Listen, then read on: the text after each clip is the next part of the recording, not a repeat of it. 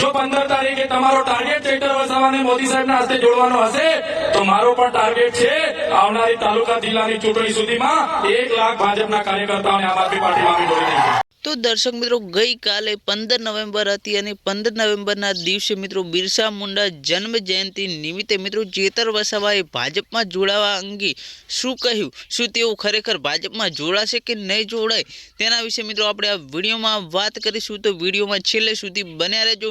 મિત્રો ગઈકાલે ડેડિયાપાડામાં મિત્રો એક બાજુ મોદી સાહેબ આવ્યા હતા અને તેમની સભા યોજાવી હતી, ત્યારે મિત્રો બીજી બાજુ નેત્રંગમાં મિત્રો ચેતર વસાવાએ પણ સભા યોજી હતી અને સભામાં મિત્રો હજારોની સંખ્યામાં લોકો જોવા મળ્યા હતા અને એ ટાઈમે મિત્રો ચેતર વસાવાએ કહ્યું હતું કે જો તમારું લક્ષ્ય મને મોદી સાહેબના હસ્તે ભાજપમાં જોડવાનો હશે તો મારું પણ એક જ લક્ષ્ય છે કે તાલુકા અને જિલ્લાની ચૂંટણી સુધી હું તમારા ભાજપના એટલે કે 1 લાખથી વધુ કાર્યકર્તાઓને આમ આદમી પાર્ટીમાં જોડી બતાવીશ એવું મિત્રો ચેતર વસાવાએ કહ્યું હતું।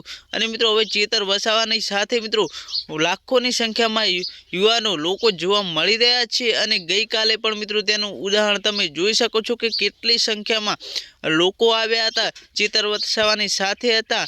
કેમ કે મિત્રો એક બાજુ આપણા દેશના વડાપ્રધાન નરેન્દ્ર મોદીની મિત્રો સભા યોજાવી હતી અને બીજી બાજુ મિત્રો નેત્રંગમાં ચેતર વસાવાએ સભા યોજી હતી। તો મિત્રો બંને પક્ષ રીતે જોઈએ તો ચેતર વસાવા હતા એ ત્યાં મિત્રો હજારોની સંખ્યામાં લોકો જોવા મળ્યા હતા અને મોદી સાહેબને જ્યાં ડેડિયાપાડામાં આવ્યા હતા ત્યાં પણ લોકોની ભીડ જોવા મળી હતી। તો મિત્રો તમે કોની સાથે છો?